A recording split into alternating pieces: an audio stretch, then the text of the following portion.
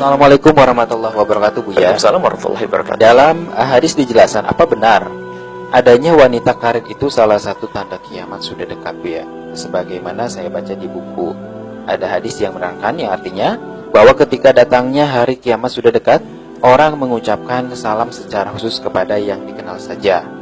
Maraknya perdagangan hingga seorang istri membantu suaminya dalam melakukan bisnis atau perniagaan, putusnya hubungan silaturahim, kemudian kesaksian atau sumpah palsu, menyembunyikan persaksian yang benar dan banyak tulisannya, dan banyaknya tulisan hadis riwayat Ahmad. Nah, bagaimana, Bu ya? Baik, adapun 4 poin tadi benar. Adapun masalah wanita itu, wanita karir pada zaman Nabi sudah ada. Wanita bekerja pada zaman Nabi ada. Sayyidah Khadijah adalah contoh wanita karir. Akan tapi dia ngerti manajemen. Kewajiban kepada suami tidak akan Anda akan lalai. Bahkan nomor 1, dia beliau cerdas. Mungkin para wanita karir saat ini harus belajar manajemen dari Sayyidah Khadijah Al-Kubra. Nggak perlu beliau mengantarkan kambing sampai ke Syam sana. Dia perlu memantau, ada orang terpercaya. Dan ternyata Sayyidah Khadijah adalah pebisnis terbesar saat itu. Allah. Jadi dan yang diambil adalah orang-orang hebat. Termasuk Rasulullah pun bekerja dengan Sayyidah Khadijah untuk kerjasama untuk membawa barang dagang Sayyidah Khadijah. Dipilih orang-orang baik, makanya termasuk manajemen Sayyidah Khadijah ini perlu kita pakai hari ini. Jadi punya wakil-wakil yang bisa dipercaya. Termasuk Sayyidina Rasul SAW. Sehingga Sayyidina Rasulullah dikawal oleh seorang yang bernama Maisarah. Maisarah adalah sudah lama dekat dengan Sayyidah Khadijah. Ternyata sepanjang perjalanan Nabi SAW, yang ada dalam diri Maisarah adalah kekaguman, kejujuran, ketulusan, dan sebagainya, tutur kata yang lembut dalam perjalanannya. Itu yang hendaknya yang bisa dipercaya untuk melancarkan itu. Tapi Sayyidah Khadijah di mana? Wanita mulia terhormat di dalam rumahnya. Kalau karir semacam itu ya, jangan sampai lupa ketugas kepada suami. Sehingga Sayyidah Khadijah pun bisa mengantarkan makanan ke Gua Hira 2 kali dalam sehari, dan sampai 3 kali mengantarkan makan kepada Rasul. Jadi pengabdian kepada seorang suami tidak pernah tertinggalkan. Sekarang bagaimana wanita karir, lihat, berangkat sebelum suami bangun, sehingga suami pun ternyata dimasak oleh pembantunya, ataupun disiapkan mie, sampai pulang ternyata di saat suaminya ingin mesra dengan dia, katanya capek dan seterusnya. Ini adalah kedunguan bagi seorang wanita karir. Anda wanita karir sifatnya membantu untuk suami yang memang tidak mampu. Kalau suami sudah mampu, tinggal Anda dandan cantik, dan sibuk, Anda cerdas. Yang jadi masalah adalah jika ada seorang, ada riwayat ini kita cek kembali masalah kebenarannya, kita harus akan tapi wanita karir pada zaman Nabi sudah ada. Bahkan ada seorang yang datang kepada Nabi, suaminya melarat, bangkrut, tidak mampu apa-apa, tapi istri bekerja karena suaminya tidak mampu. Akan tapi yang dipermasalahkan adalah di saat dicukupi oleh seorang suami, akan tapi ternyata dia lebih sibuk dengan urusan kerjaannya. Subhanallah, tidak seperti itu wanita. Jujur, nurani Anda wahai para wanita. Kalau Anda dihadapkan dengan 2 pilihan, saya akan bicara kepada wanita saja ini. Tapi wanita yang belum menikah. Kalau wanita sudah menikah itu ada hawa nafsunya di sini. Mengenai ibu-ibu tinggal dulu. Anda yang belum menikah, mana yang Anda pilih? Wahai Anda yang belum menikah, adik-adikku yang belum menikah, coba ini berpikir sejenak. Di hadapanmu adalah calon suami. Mana yang Anda pilih?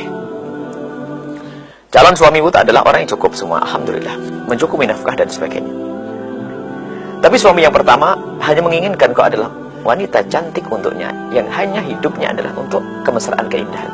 Di dalam rumah diajak jalan-jalan mesra, makan bersama di atas ranjang, ya, mengantarkan rekreasi dan sebagainya, atau ziarah dan sebagainya. Yang kedua, karena juga orang kaya, mengatakan kamu akan dikasih PT 1, perusahaan 1. Gimana Anda yang pilih?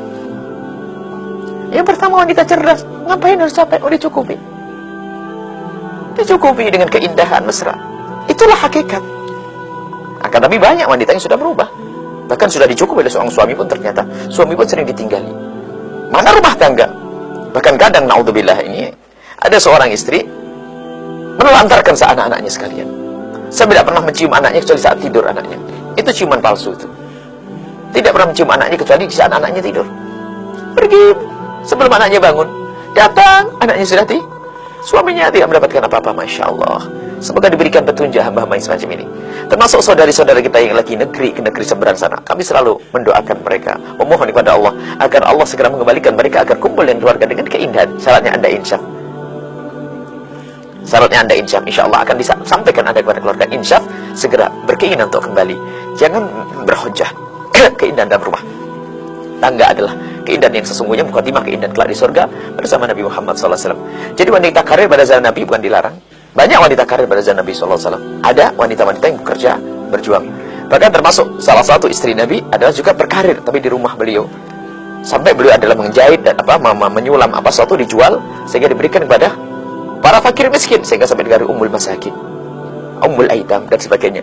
Berkarir istri Nabi SAW. Akan tapi di rumah, tapi tanpa mengganggu urusannya dengan Sayyidina Rasul Sallallahu Alaihi Wasallam.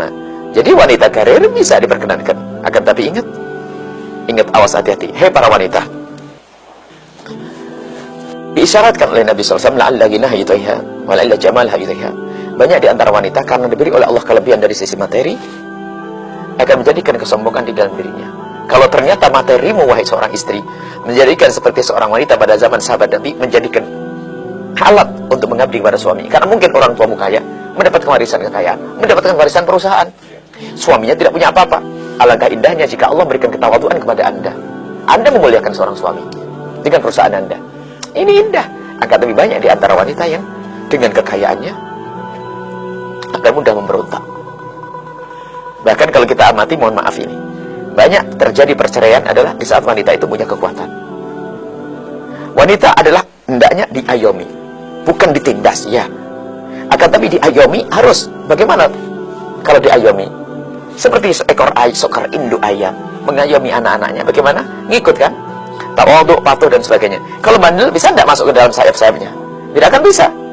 Dia sana tidak mengayomi. Maka seorang wanita bukan untuk ditindas, tapi seorang wanita adalah lembut, hendaknya diayomi. Maka di saat seorang wanita mulai ada kemampuan, ini banyak diuji oleh Allah dengan kesombongan. Lalu apa? Minta cerai karena dia merasa mampu. Dikit-dikit cerai, dikit-dikit cerai, dikit-dikit cerai. Mana kebahagiaan, keindahan? Mulai punya karir, punya kerjaan karena dia merasa mampu.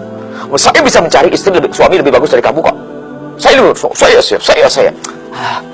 Akan tapi alangkah indahnya seorang wanita dengan karir yang setinggi apapun, dengan karir sebanyak apapun, ternyata dengan suaminya tetap tawadhu karena imamnya di dalam rumahnya adalah suaminya. Dan haknya seorang istri kepada seorang suami melebihi daripada haknya seorang istri kepada ibundanya.